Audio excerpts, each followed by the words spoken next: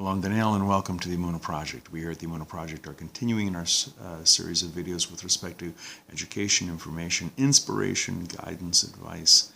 And I want to, at the time of this recording, we're in the month of Elul. In a little while, soon, it will be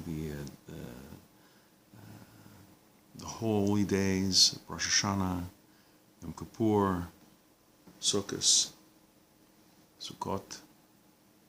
And I'm reminded of a story that was given over by the Klausenberger Rebbe. The story was told by the author of Yeshous Yaakov. This would have been Rabbi Yeshua Meshulem Orenstein. And this Rabbi Orenstein lived in the city of Yaroslav shortly after his marriage.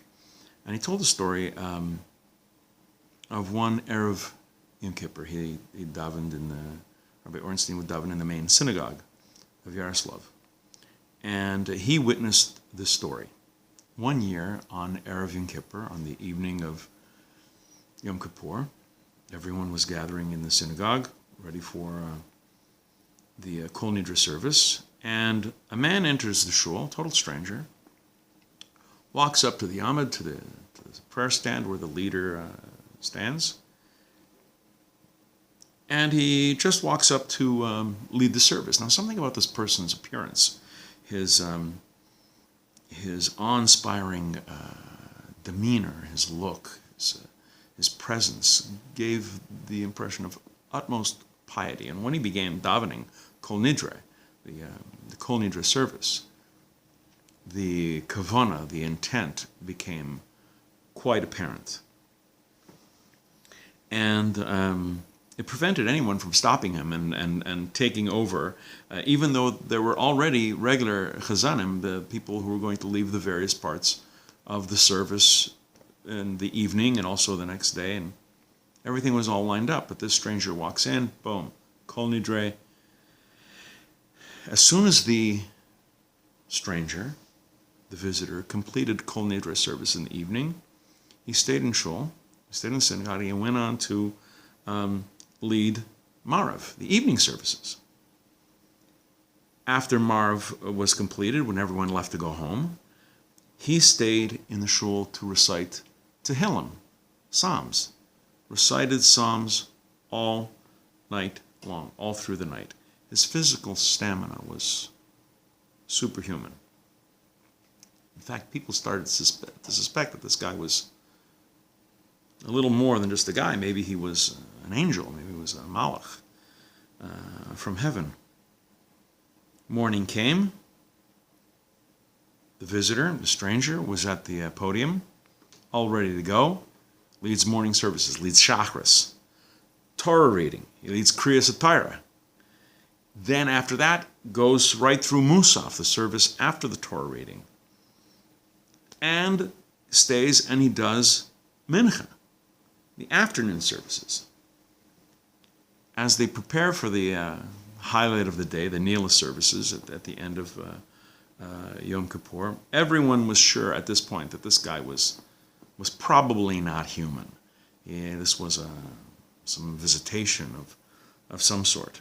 I mean, to go without food, without drink, to pray with such heart-rending kavana, with such intent, how could the person be human? After the Nila services, he went on to do Marav, evening services. Wished everyone a good Yontif, referring to Sukkot, the Sukkot holiday that was following a few days later. One of the distinguished members of the synagogue invited the heavenly visitor to his house for Havdalah, the ceremony ending the holy day, and to break the fast. The man accepted. The Yeshous Yaakov, Rabbi Orenstein, who's privy to the entire drama of the day, felt that now for sure we're going to know whether or not he's an angel or not. Because it is said that angels don't eat. They appear to eat, but they don't actually eat. Like the visitors to Abraham who were eating, They weren't actually eating, they merely appeared to be eating. Angels don't eat. So they figured, okay, we got him now. They placed a plate of food in front of the stranger, the visitor. He said he wasn't hungry. They offered him something to drink.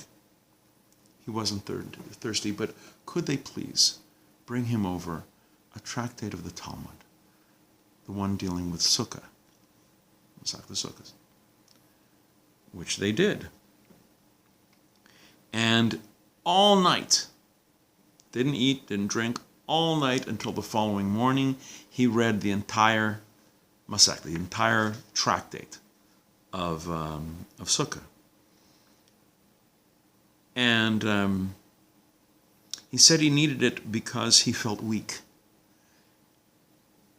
It's interesting. He said that he felt weak because he didn't have the opportunity to learn all through Yom Kippur because he was leading services. He learned all night, without pausing to eat. He completed the entire Masech, the entire tractate, went to shul, went to synagogue, davened the morning services, prayed Shachris, and then, thank you very much, Good Yontif, he walks out. And after davening, the people discovered that their visitor was none other than the saintly Kedushas Levi, the holy Rebbe, Levi Yitzhak of Berditchev. Now, there's a bit of a postscript to the story from the Klausenberger Rebbe, who would often retell this story. And it gives a profound message. After an entire day of not only praying, but leading the services from Kol Nidre all through the night, all through the day till Nila, he said he felt weak. Understandable. But instead of asking for food, instead of accepting food and drink, he asked for what? To study Torah. He asked for Talmud. He needed a Mishnah, a Gemara, a Rashi, Tosfos, to sustain himself. And the point that the Klausenberger Rebbe was making was that the Torah is, after all and above all, really the soul's true sustenance. Our bodies need food, our bodies need drink, but the soul lives on the Word of God. The soul lives on Torah study. That's the soul's sustenance. We're going to be doing more videos along these lines. Please come back, please watch, please learn, and until next time, on behalf of the Emunah Project, I'm Daniel, and thank you too much.